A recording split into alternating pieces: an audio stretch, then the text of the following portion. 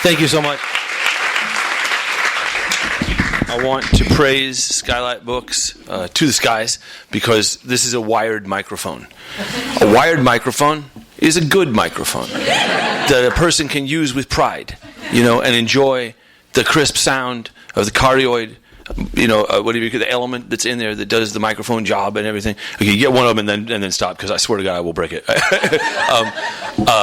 I won't actually. That's just a figure of speech. I wouldn't break anybody's stuff. That's not my style at all. But yeah, exactly. Because if you don't threaten, no, as we all know, only threats are effective. What was I talking about? I was talking about microphones. A lot of book events have wireless microphones, and they sound like garbage. And you go, wow, why does everybody look like they didn't have a good time? Well, it's the microphone. It's the wireless microphone, which have taken over. And I think wireless microphones are really like a profound metaphor, right, or a symbol, because, they are convenient. They mean that you are not, tethered to your spot, though you're not really tethered with this either. I go quite a long ways with a cord. I just can't go all the way to the back, So I trade for convenience. I trade everything else that was good about the microphone. So anyway, that has nothing to do with anything. I'm very happy about this microphone. It's a Shure. Shure is a company. Sorry. I'm going to tell you another microphone story. I was until fairly recently. Because the mountain goats move very, very slow. We don't make any decisions in a hurry. Like some people, like their first album is recorded with a lower budget, and then as soon as somebody listens, then they go into a big studio. As many of you know, I waited about 10 years, make sure it was really going to be something I was doing, and we don't add new people super quick, Then there was Peter and me for a long time. Then find a drummer who's cool, okay, add him, and then finally Matt, and probably another 5 or 6 years before we add a fifth person. But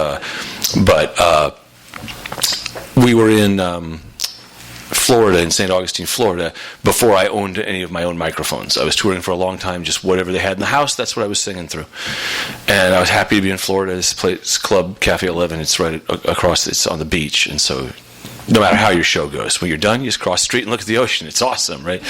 And was very happy to be there. The guy over in the club was named Ryan, one of the chillest guys in the world. So, man, let's play this show. Let's do this. We don't even need a sound check. We were here just last year. We know how it works. It's fine. So we go up, and I start playing. I lean in, and if you've seen me, I have a beer or two when I play, and I get kind of up close like this when I'm singing. I try to do a little mic titty, and I go like this. And, oh God, that microphone smells bad. But I was playing music, so I didn't have time to interrupt and give a long spiel about it. I'm just like, and you finish the song, people clap. Well, then you don't want to say, "Thank you, my microphone smells terrible."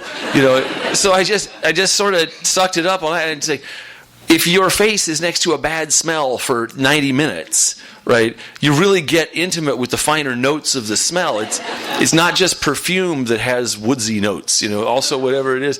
And, and Ryan, like I say, is a very easygoing, seems like a very classic beachy stoner type dude. And I go, dude, what is with the microphone? It smells, like I don't even know what it smells like. Oh yeah, we had a hardcore band in here last night. That's the end of my stories about microphones, for real. This book, it's hard to pick scenes to read from it because it is a book of reveals. It's a book of curtains being pulled away. But a lot of people don't want surprises spoiled. I think as we culturally have done with a lot of stuff, we've taken that concept a little too far.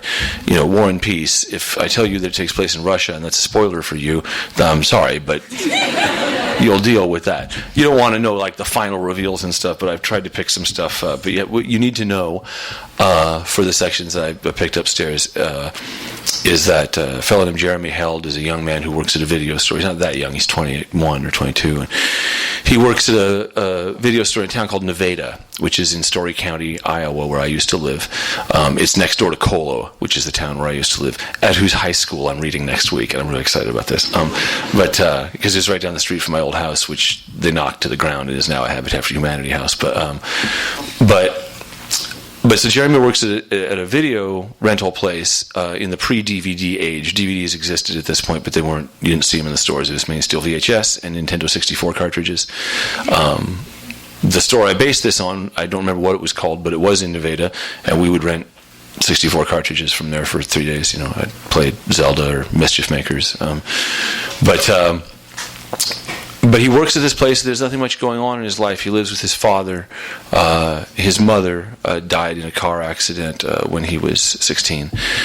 And one day, somebody he knows brings a tape in and says that there's something weird on it. There's like a scene that doesn't belong on it. And he forgets to look at it.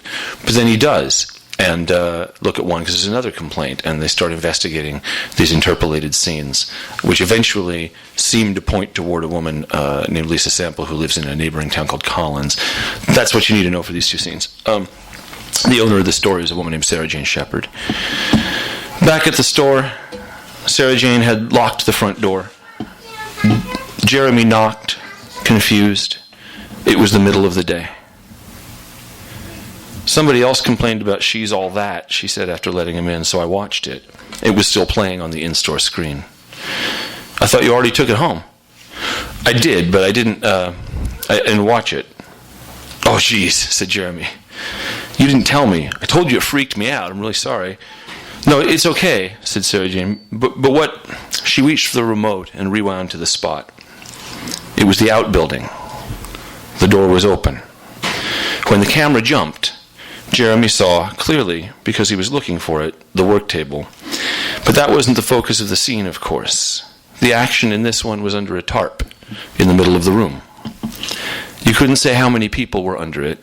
Maybe 2, possibly 3, possibly only the one, the hooded figure from the chair.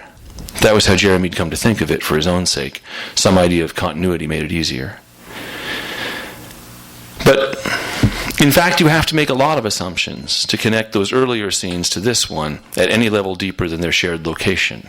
The figure, or figures, under the tarp, buck and thrash, sometimes with a rolling movement, sometimes in violent jerks. You can hear breathing and a sound that registers instantly as fingernails on canvas. With less than a minute left to go, the action steps up. A work boot at the end of a denim-clad leg enters the frame and prods a few times at the tarp, seeking a point of contact. A grasping hand shoots out from underneath, a flash of color. Then the boot kicks the tarp 3 times, very deliberately. The kicks land with great thudding force. Someone underneath the tarp cries out, incoherently, a frightened, choked stream of burbling vowels. Closer to the camera's mic, a man laughs and clears his throat. Meanwhile, under the oilcloth, whoever's there is regrouping. Is it rising to its feet, singularly or collectively, rolling over, undergoing some sort of change in mass? No one can say. It's too dark to see much. Then She's All That blinks back, bright as day.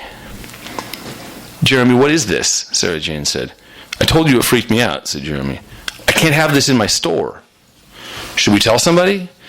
He meant the police. It was the only idea he had. I guess maybe, said Sarah Jane, as she ejected the tape and put it back into its sleeve and headed back to the break room.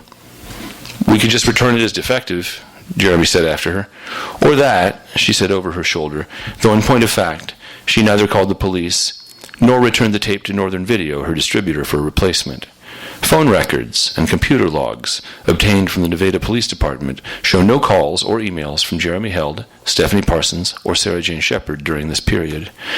The Ames Police Department's records document several phone calls from Collins, years later, of course, but by then, new people were involved. Strangers. Variables from the cloudy, distant future. The one thing you can never plan for, Mom used to say. Unexpected guests. Oh, thank you.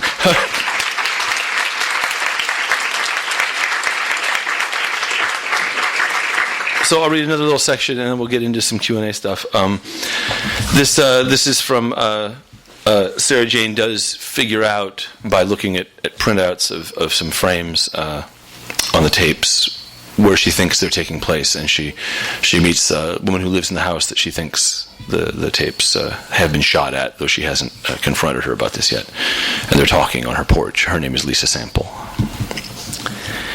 Hanging from a nail at the end of the front porch was a hollowed-out gourd with a hole in it for birds. House wrens will set up shop in a gourd inside of half a day if you hang one up. They nest in winter, and their young fledge in spring, and then the nest sits ready for another bird to come clear it out and start again. Wasps, Lisa Sample said from her chair near the door when she saw Sarah Jane approaching the gourd. They'll come at you if you hang out over there too much. Sorry? Wasps. There used to be birds, but between nests, some wasps set up in there. We had them when I lived in Madison. Look, she pointed at the hole. It was partially obscured by a pale tan resin, leaving a half-moon-shaped opening. These are brood cells. Sarah Jane jutted her neck forward a little and narrowed her eyes, trying to get a better focus without having to draw nearer. She noticed a few small yellow bodies, lazily drifting in and out of the hole. It made the gourd feel heavier in her sight than it had when she'd been imagining robins or nuthatches. Birds nest lightly. She thought about so many wasps crowded into one place, a great throng displacing some small family of 2 or 3 birds. She saw the muddy netting of the nest half blocking the hole, dusty run over from all the activity inside. And she noted, finally, a wet spot at the bottom, a darkening patch about as big as her hand. Honey?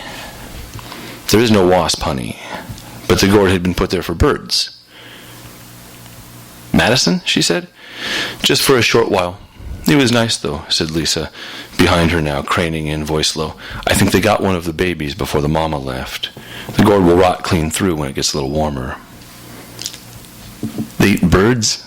Sarah Jane said. Her stomach heaved a little. No, they eat mosquitoes. They'll sting anything, though. I guess if something happened to a little bird in there, the mama wouldn't really be able to pull it back out through the little hole. That's terrible, Sarah Jane almost said. But she stopped herself, because she wasn't sure it was what she meant. Maybe it's terrible. The dead bird inside the gourd full of wasps, hanging from the rail on the porch, the wet spot spreading on the bottom of the gourd. But maybe there was a better explanation for the spot, something about dew points, and organic matter, and the lifespan of an empty gourd. Nothing was really certain. She reached into her purse. I brought 2. I didn't want to answer a bunch of questions, she said instead, handing Lisa the tapes, their bulky cases dully reflecting a little sun. She heard the hum inside the gourd grow a little louder and dutifully took a step back. They will swarm, said Lisa, turning discreetly, tapes in hand. Sarah Jane followed her inside. They stood behind the screen door, watching as a few wasps ventured out to see if the shadows they'd felt required a response. I had to run inside real quick a couple times. Couldn't you just call Orkin and get rid of them? Said Sarah Jane. But Lisa had a dreamy look on her face. The sentry wasps were tracing patterns in the sunlight. I guess, she said quietly, still under the spell of the lazy figure eights the wasps followed in the air. But it seems kind of mean. It's their home now, you know. She closed the door and turned, heading for the cellar steps. It's just nature, she said conclusively, but also, as it seemed to Sarah Jane, sadly, as if somewhere in the question of the birds and the wasps there was something to be regretted, but nowhere that any reasonable person might fix the blame.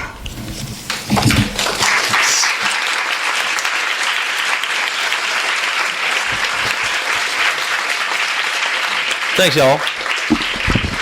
So, I've told this story a few times, but I like it.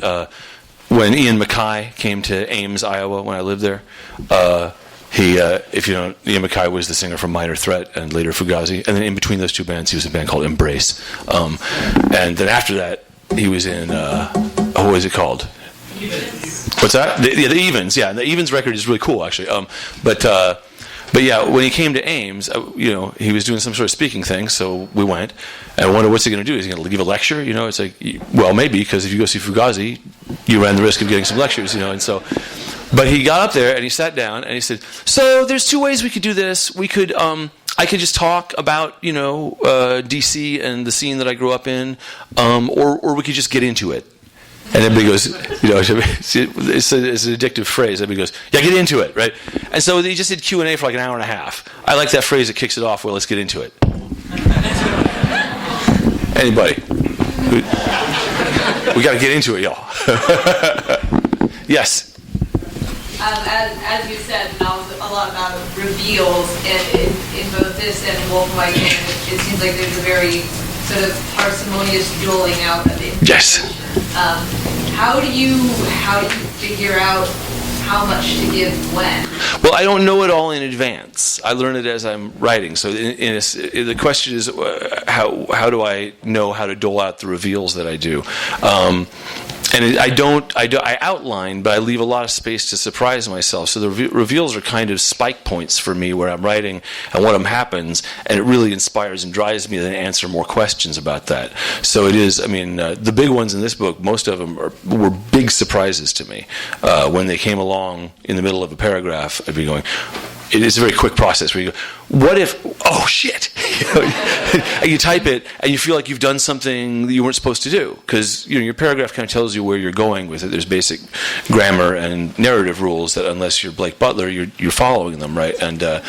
So yeah, it was, but I don't know most of them. I have a rough outline of where I'm going, but I'm always surprising myself, and I think that is why the ones I've had so far have big reveals. But I'm also, anything that I find myself doing repeatedly, I always want to challenge that and twist it a little bit later. Yes. A lot of your songs are like little mini narratives. Yes. Do you find the process of writing a longer thing like a book, is it just sort of a difference of scale, or is it like a whole different process? It's a totally different process. It's I think all writing is to some extent improvisatory, right, at some level. But the way I write songs, for one thing, I've been doing it so long that but it was this way in the beginning too. It's like I'm playing and I ad-lib, right? I ad-lib something and then I hammer it into a meter if it's not in a solid enough meter. But it happens very quickly, and it more closely resembles improv comedy than anything else, where I'm just making something up real fast and making it happen. Well, the idea is still very fresh. And I think if a person likes what I do, one of the things they like is there's always that feeling of freshness in what I write. Like you can tell that there's a burst of creation in it. It's not a formal piece. There's formality to it, but it's not a studied piece. It's something that has a physical energy to it. Whereas writing books, the freedom that you have within a long narrative is infinite. Like, when you're writing, you can repeatedly kill and bring back to life, and kill and bring back to life, and kill over and over. You kill everybody in the book if you wanted to, and then say, well, I got that out of my system. Throw those pages away and bring you all back from the grave, right? You could conceivably do this in songs, but I can't imagine doing it. Like songs are like, if you see a cat chasing a laser pointer, the laser pointer is the song and the cat is me, right? It's like, except that eventually I win, whereas the cat, as we know, is doomed to sorrow. And but with a book, it's such a giant space. There's so much you can do. It's very, and there's many differences also in the process. So I do think there's rhythms to both. Yes. Why was it important to you that this story be set in rural Iowa? Well, it was just the question is why it was important that I set it in rural Iowa. And it was just sort of, I think I had remembered the video place and I wanted to do something in there. And I handed in Wolf in White Van, and my editor, Sean, had the manuscript. I'd been working on it for so long, he'd only ever read the first 6 chapters that we made the contract on. So I was really excited to see what he would think of the draft when I handed it in. And he had another manuscript on his desk ahead of mine, right? Which is fine, but totally not in resentments to any writers who might have their manuscript ahead of mine. There's a bunch of real good writers. And but the thing is, I'm impatient. I'm like, normally when I play a song for somebody, if it's new, within 24 hours or so, Peter will play it and go, "Oh, dude, I like this one." Usually, he'll send back a bass demo, right? It's like and I waited a week and nothing happened. And hey, did you get it? Yeah. No, I have a big one. So I'll get back to you as soon as I can. I'm sitting around. I've been writing every day for a couple years at this point. So I just wrote a scene of a couple Iowan guys talking to each other because I wanted to capture these Iowan rhythms and the way that Iowans talk about where people are. Right, I was kind of giving shit to my relatives in Iowa, my in-laws, who they talk a lot about where people are, and I love it. And at the same time, it's not how we talk out here where I grew up. It's a different style, and especially because out here, so many of us are not from out here, or if we are, we're from Claremont, but now we live in West Covina or wherever. Southern California is a mobile place, right? You go from place to place. In Iowa, it's less true. People stay put a lot more, and that was surprising to me. And I wanted to look into my own reactions to that, how it struck me as comic at first, but then I realized, no, it's about actually Iowa probably is less heavily impacted by divorce than California, which is like the divorce capital of the world when I was growing up. So, yeah. How did you pick which movies to reference, especially She's All That? Like, did you go through a few different options? Yes, I did. So here's the thing. The first one I picked was Targets, which I've seen, right? And I wanted to describe the action in it, and I wanted to, and talk about the plot. It has this creepiness to it, and it's got Boris Karloff. I'll use any excuse to talk about Boris Karloff. He's so great.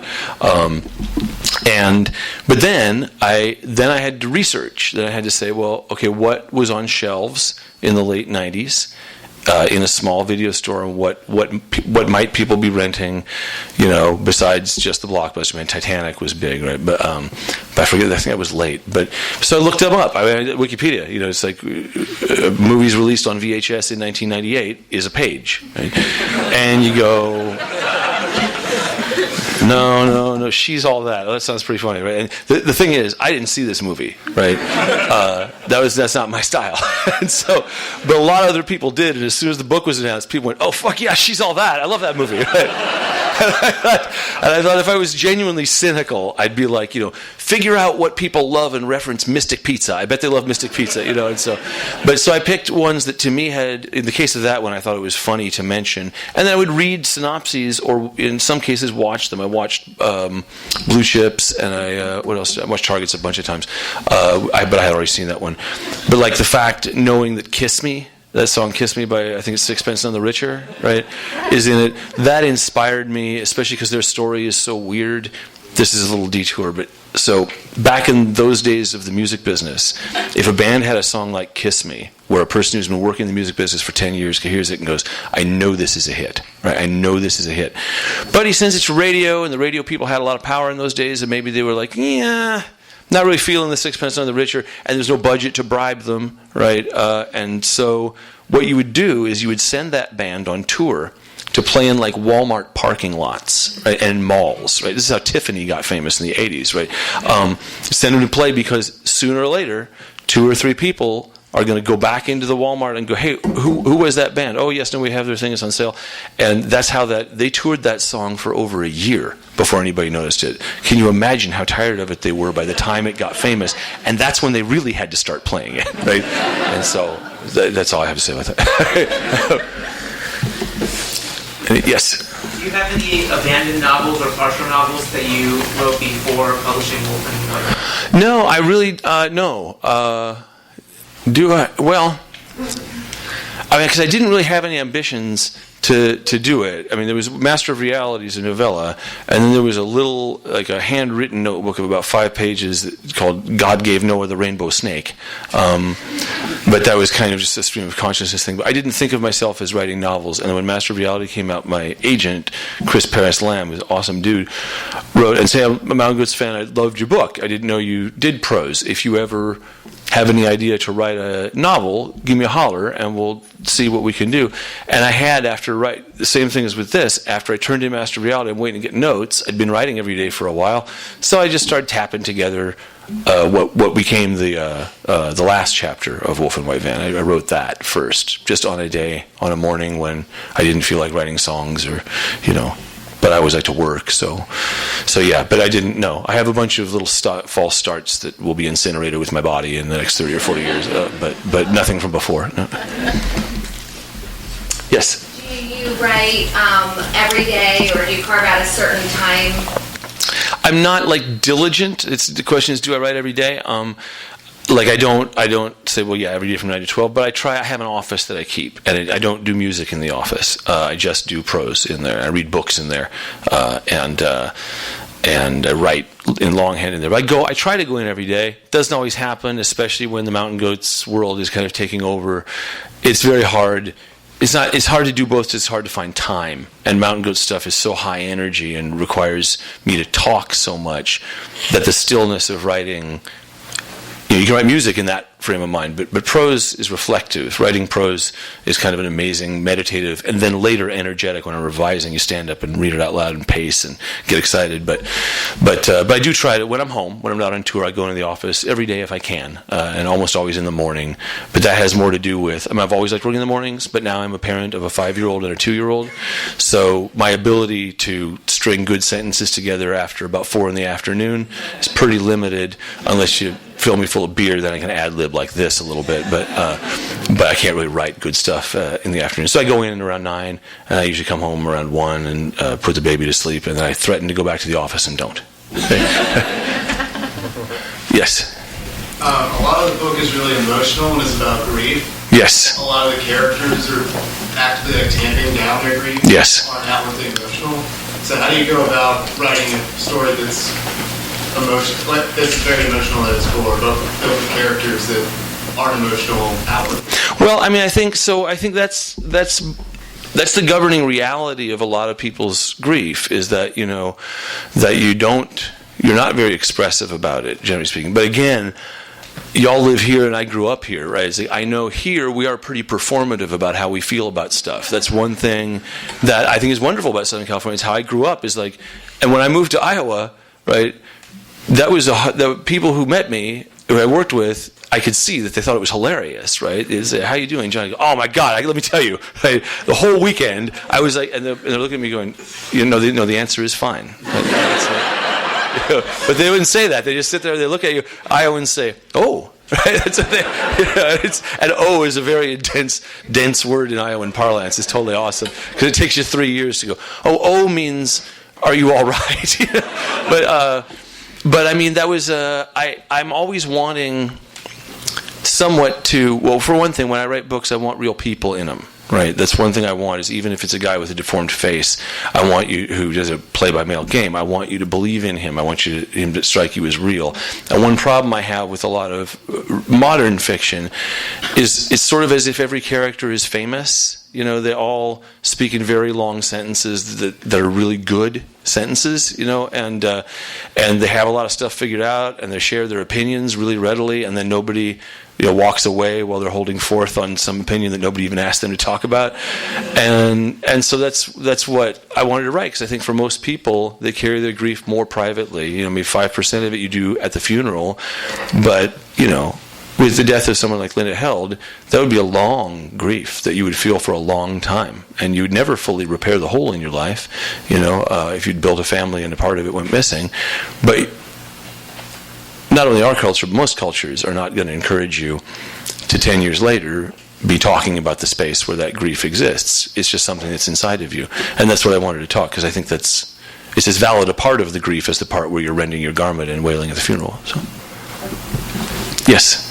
So it's not just the way they talk, but if you talk to an actual person that certain sports, you can say, they'll cause them to go into a whole monologue about just something they know about. And all your characters have these interests, like the Star Ford, Wolf and White Man, the Jeremy, just how Ranzel, Ness, and Gord, and Half a Bay.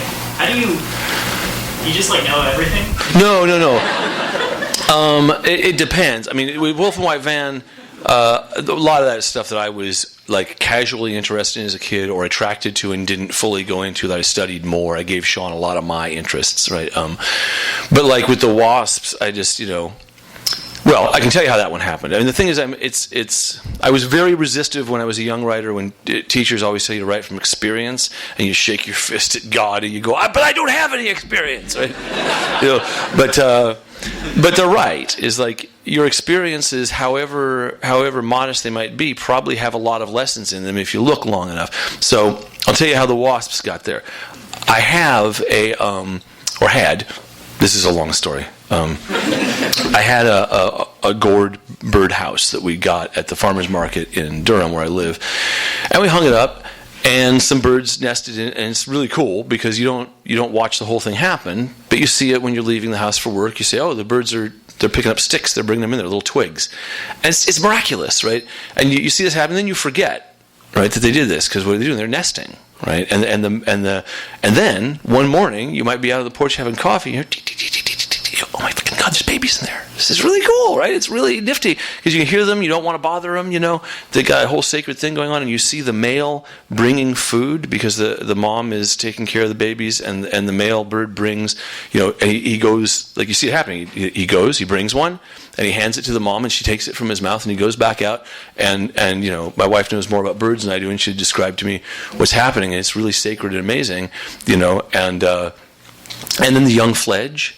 And it's still, and you leave it there because you liked it, but now it's full of a nest, and the types of birds that use it aren't what do you call them, like the hermit crab type birds that will use somebody else's nest, nor will they clean it out.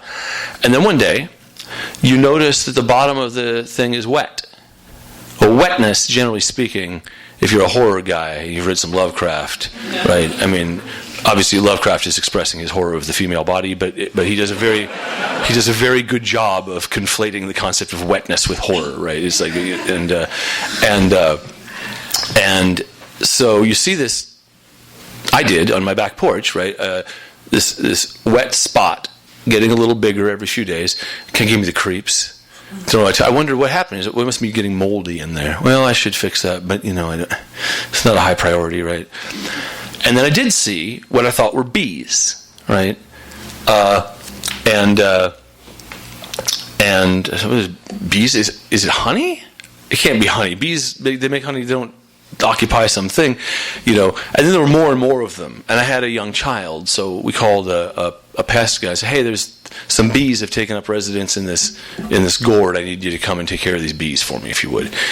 They sent a young guy, right, kind of guy who looks like he has a very beat up El Camino that he didn't pay much for, right, and he was a nice, chatty dude, North Carolina dude, and he goes, "No, we'll take right care of it." He's got a thing. He looks up. And he gives it a poke. I had given it a poke before and felt the weight of it, right? And he gives it a poke, and they come out, and he takes off running, and he goes, "Fuck yellow jackets," right? And I go across the yard. "What do you mean yellow jackets?" "Well, no, that's a whole different thing." He says, "I came for wasps, but those are bees. But yellow jackets, they sting repeatedly. They don't die after they sting you. They can sting you a bunch of times. So you guys go inside." Okay, cool. And I don't know if Orkin taught him to do this or what, but we went inside, and we're looking out through the door, and the guy is the least scientific thing I ever saw. He takes like a broom handle, and the thing hung by a rope, so he took the rope and knocked it off the nail, and it goes flying. Well, now yellow jackets are mad. They're very angry at this guy, and probably a lot of other things too. There've been a lot of issues to work out, and so he knocks the thing down, and then he stomps on it, and he stood there, right, doing this.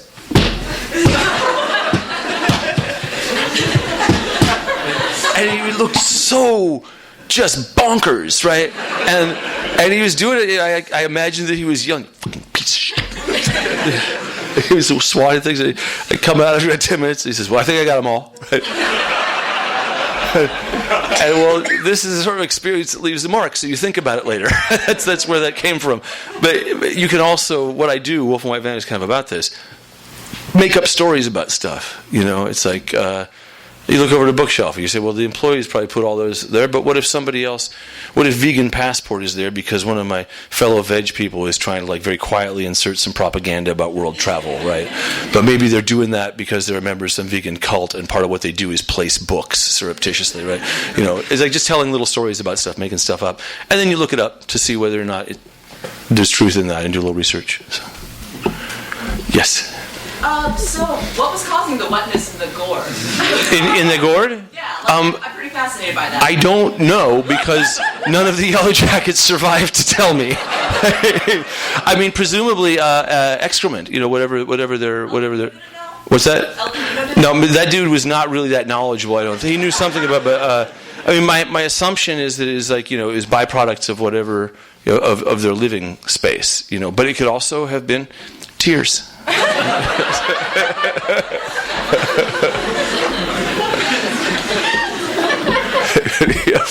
Yes, sir.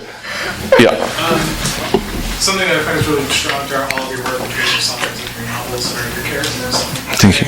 No matter what situation they happen to be in, it's always interesting. I feel like you could write about two guys in a cupcake shop and it would still be really amazing. Thanks. how do you like catalog and determine what situations or like what the settings are going to be, what the actual subject matter is going to be about? So I don't know, but what I do know is something that people kept asking me during this interview season, where I learned something about one thing I do, is that my characters have jobs, right? I do not write about people hanging out at coffee shops who don't later have to go to work, right?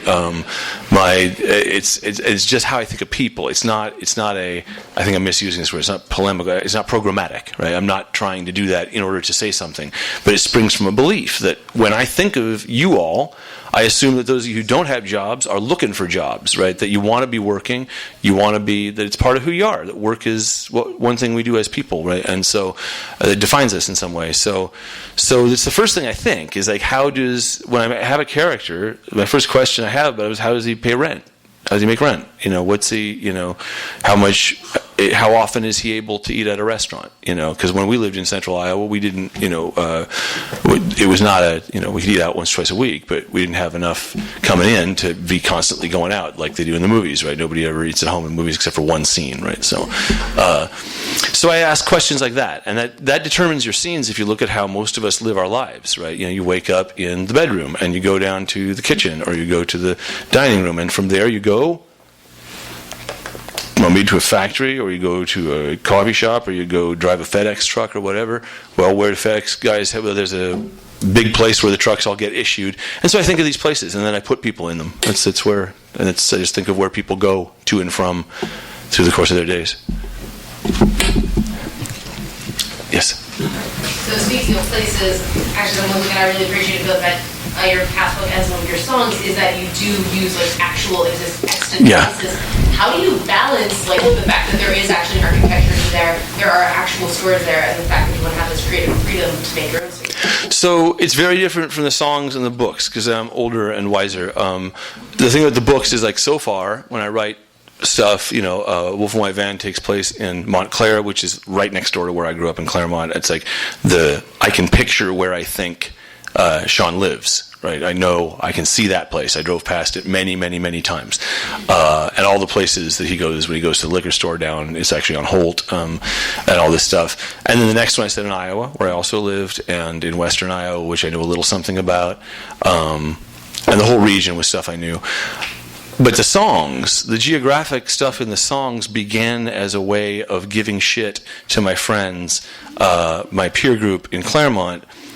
I assume people do this throughout Southern California, but it is like it was a huge, almost I want to say a trend. No, it's bigger than a trend. It was a custom in Claremont to talk about how you were going to leave, right? Because this whole scene is very bogus now. All the cool people are gone, and I can't even. I was in San Francisco last week. Well, people got it going on in San Francisco. It's very cool up there. There's a lot of cool stuff. None of this bullshit that we have in our scene. So I'm going to San Francisco, man. I was talking to a guy up there. He said he could find me some work. So you better get ready to say goodbye to me because I'm going to San Francisco. 100% of my friends were delivering versions of this spiel. And I was thinking, you're not going anywhere. I know this. None of us are going anywhere. You're not going. You're not moving. You're not going to move, right? And I started writing songs where people say, oh, my life's going to shit and I'm going to Alaska. Right? And so all those places were just like, were selected for place names and were places I hadn't been, that you then infuse with the power of your imagination and of just the sound, the beautiful, sonorous quality of place names. Now, as I say, I'm older and wiser and I've been a lot of places, so when I write about places, it's different now. It's more reflective. And with a book especially, you want to be getting stuff right. I'm going to Iowa in a couple of days. I want people to tell me that I got it right. Whereas when I'm writing going to Alaska, nobody from Alaska is going to say, "Oh yeah, the part about how the animals can kill you." That's they're not gonna say that. Yeah, way back there. Yeah. So speaking of the time you lived in Iowa, I'm curious: were there any sort of, or did you have any imagination back then as to some sort of creepy underbelly? No, this the thing is and it was the sort of thing that I was really that I was skeptical of doing in this book is I didn't want to be doing Twin Peaks, right? I mean, Twin Peaks there's nothing wrong with Twin Peaks. It's great, right? But Lynch's take on these things is like, well, the truth underneath this is that it's rotten, right? Is that it's not clean. That it has a thorny, chthonic underbelly, right? That's not what I'm doing. All the thorny stuff that you see is only the first layer. What's underneath that is human grief, right? And is one person's story of how she's dealing with that. The first time it was in Iowa, like there's a little bit I talk about where you drive past cornfields and you imagine what people might be doing in them, right? What you could do. First time you see a bunch of cornfields, if you grew up here, they do look like, you think of the Children of the Corn, and you think of Goodfellas, right? And you think, you could leave a body in there, right? I think it's a natural Californian thing to start thinking about where you can deposit the bodies, right? But you do. I mean, so you go, wow. I mean, and especially me. First thing I thought when I saw corn is like, if I die out there, no one will ever find me, right? And so you think about those kinds of things. But no, I mean, after you live in Iowa for a little while, it doesn't. But the first time you drive through, like the giant silos, all that stuff, you go, what is it? You see soybeans. Do you know what a soy plant looks like? Neither did I, right? And I'm driving, and it's like they all grow very close to the ground, and they're green, right? And it just looks like, what are they planting there? What is it? It's even heavier when you move to North Carolina because tobacco plants look like Martians, right? They're just like these wrinkly flesh-like things. But yeah. So no. When I lived there, it stopped seeming other pretty fast. But I also am very intentionally. I know if you've never been to Iowa, I might as well be talking about the moon. It's a very distant place. Every 4 years, when the caucuses take place there, the news stories do these bogus, like, simple small town Iowa, a place where old values and blah, all this garbage, right? It's a boilerplate thing that they read from a script that they haven't changed since '72, and it doesn't apply to the life of everyday Iowans, but it's an effective trope, right? So, yeah. What other writing do you think has influenced you the most? The question is, what writing has influenced me the most? I read, I think for this, a guy named Robert Aikman, a horror writer, and the thing is, a lot of his stuff I haven't read in years, that if I read it now, I might say, well, no, what influenced me there is my imagined memory of how it affected me when I was younger. Like Dennis Etchison is a horror writer who was also always in the year's best horror anthologies when I was 12 and 13, and his stories left a giant impression on me. But for sentence lines, it's Joan Didion. You always want to be thinking, would Joan Didion be proud of the sentence, or would she at least say it was okay, right? Because she's the best. So.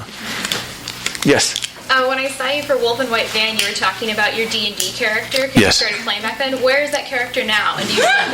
We don't do long campaigns. We don't, and especially if we were doing D&D then, I don't think we were probably playing more Tunnels and Trolls or something, because our group has a few people who like D&D, and then and one person at whose house we play who has never liked D&D, and he's a game designer, right? But what he likes about games is the opposite of what a lot of, D&D is a numbers thing, and there's it's not really machismo, but there is very much it's a limiting. It's not really about exploring your character. Whereas what Jason likes, Jason Morningstar, he writes games, and what Jason likes is games that tell stories and where the characters have room for growth and have losses, experience losses and stuff like that. His game Night Witches it's about these Soviet women fighter pilots who had to fly these garbage planes on interference missions, right? And you cannot play a male in this game. You're going to play one of the Night Witches, and every single session you have taken a little more damage, right? And that's a pretty amazing thing, as compared to in D&D, where you level up, right? And it's different. So I don't remember what happened to that character. We tried it again, but Jason does not want to play D&D. But I did get to go to Wizards of the Coast the other day. Really? Dude. I mean to tell you, they have a lot of D&D stuff in there, right? And it was really. I did the D&D podcast. I was like just freaking out. It was really cool. So. Yes. So you've created a lot of art for life, but it also seems like you consume a lot, read a lot and stuff. And I think those two things would feed off of each other. But do you ever find yourself challenged to decide to keep a balance between whether you're feeling more creative or more like you want to? Yeah, no, I always want to try and be taking in more than I'm making, but that's one thing about when it becomes your day job, right? It's not that I'm drawing a paycheck on it every day, but it's like you want to keep going, keep current. I mean, the problem with reading, especially, is for me anyway, that I don't read on devices. I don't read on my phone or on an iPad. I read books, right? So if the computer's open, if I'm reading, it's probably just trash. It's like in the newspaper, but it's more likely just social media stuff that really doesn't nurture. But you know how, like, turn around and that's 9 to noon, right? That you spent doing that, So I try this year, especially. It hasn't been my resolution exactly, but I'm trying to read before I crack open the laptop in the morning, because I'm going to die without finishing all the books I have. I will die. I'm not a fast reader. People who work in publishing are, though, and it's amazing. It's like when you're in college and you have to read a book in a week, so you do. Right, and then you graduate, and you don't have to do that anymore. So you take your time. You read it on the train or whatever. People in publishing, they're still at the no. I got to read this one between 9 and 11 because I have to start another one that I have to at least be halfway through by 4. Right, and it's enviable to me. But I try to read a little every day. Always looking toward the back. Yeah. So VHS tapes have a certain mystique to them. Yeah. I think, especially in terms of horror and the potential for creep. What do you think that is? Where do you think that comes from? Why is tape creepy?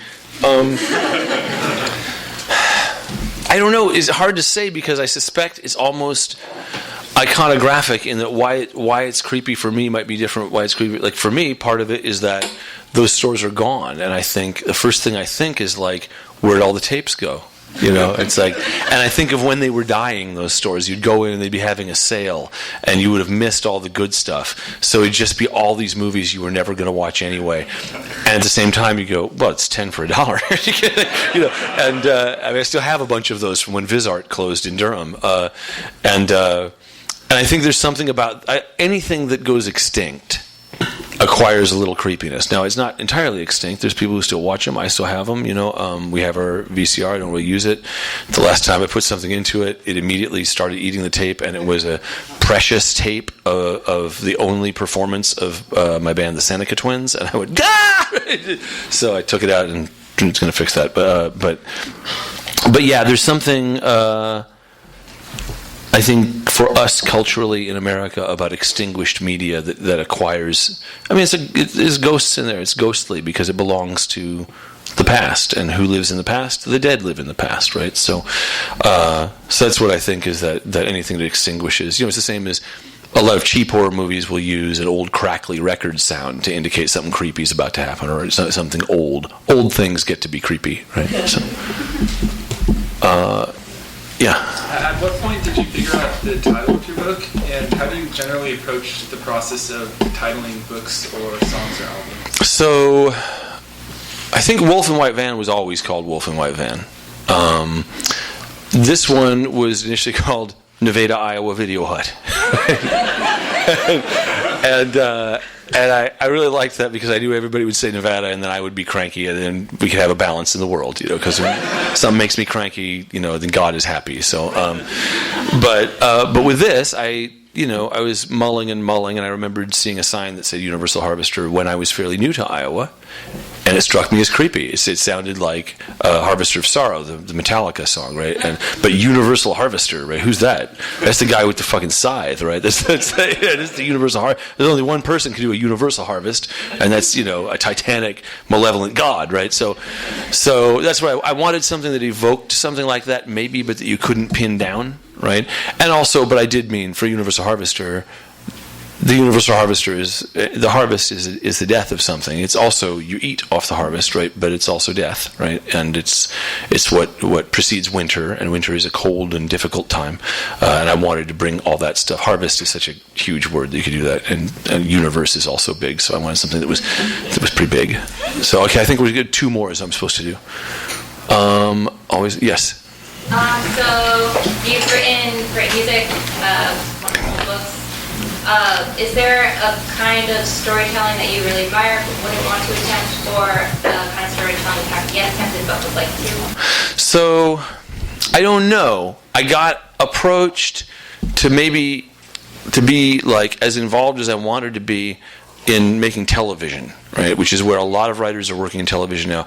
And the thing is, I have 2 children. It's like when the TV people come knocking, those people have deep pockets, right? It's like if you get into that world, you'll work very long days, but there will be considerable recompense for it. But as we kicked the ideas around, I wasn't feeling connected to it, and it struck me as a place that was going to involve a lot of working with other people.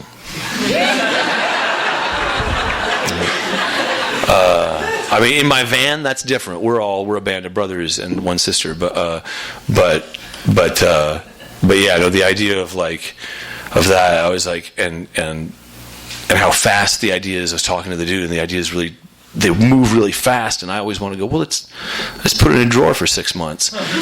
They don't put things in drawers for 6 months on TV, and also you have to move the whole family to the West Coast or justify why you have to shoot it at home. So I don't see that happening. Screenwriting, just generally speaking, I don't think that's my gig, Yeah. I did talk with a guy about doing some stuff for dance, which I would love. It would be a huge honor if I found the space, because dance is But then I think when I go see dance, do you know much about Paul Taylor? He's a choreographer. We have a big festival in Durham called the American Dance Festival. It's one of the biggest dance festivals in the country, and it lasts a month in the middle of summer. And I saw what was happening. I was home. I'll go see some dance, because I had seen somebody who'd choreographed some Mountain Goats songs in San Francisco, and I had a really emotional response when they brought me to the studio. So I went to see Paul Taylor, and he did a piece called, I think, Promenade. And they started to dance, and I just began to cry so hard, right? I couldn't even understand what I was experiencing, right? It was so...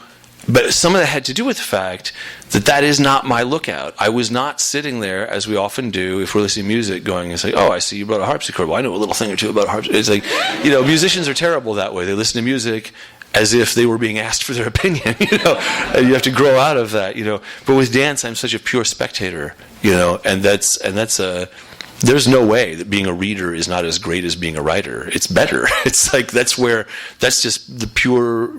You are the recipient of pleasure if you have the stuff that you like in your life. And so sometimes when I think about dabbling, I will be careful.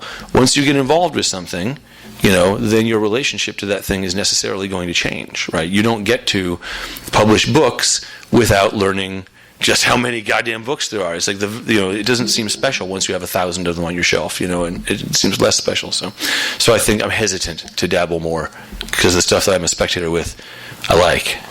All right. Well, I think one more, right? Yes, fine. Cool. So we talked. It's funny that you mentioned that publishers read fast and you don't. So I read this book less than a day. Yeah. I tore through it. Yeah, I still haven't finished it. But like pacing, and it's because of pacing that I read it so fast with this book at the start, and I just, you just kind of dive right through it.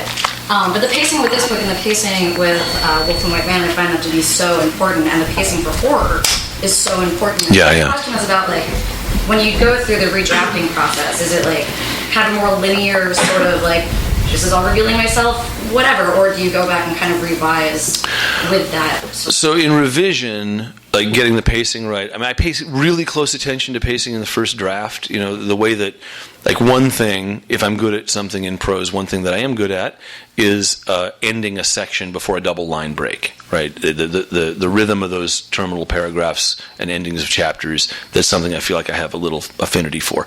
But maybe you didn't give enough information because you're paying so much attention to the rhythm, and there's melody, and there's content, right? And so when you go back, one thing you do is you read through and you say, well, that seems kind of sudden. I knew it was coming, so I just wrote it. But then you go back and you plant a seed somewhere. You mentioned it a little earlier. And these are like shop tricks, right? They're not, when you ask the question, like, are you sure you want to know? It's like, that you go back and you go, well, mention that person a little earlier. Just have somebody mention them in passing, right? In a little 4 lines of conversation, write them as good as you can so they're interesting, But their actual function is secret to you, and it's actually so that you will have somebody's name in your head. So when you hear about this, is I think Chekhov was the one who says if there's a gun on stage in the first act, it has to go off in the third act. And then I've revised it. If there's a gun on stage in the first act, then everyone must die. Right? So, all right, thank you, everybody. Where am I going?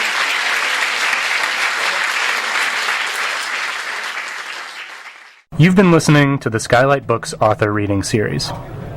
Don't forget, you can listen to this and all our other great podcasts at skylightbooks.com. Thanks again for stopping by, and we hope to see you soon.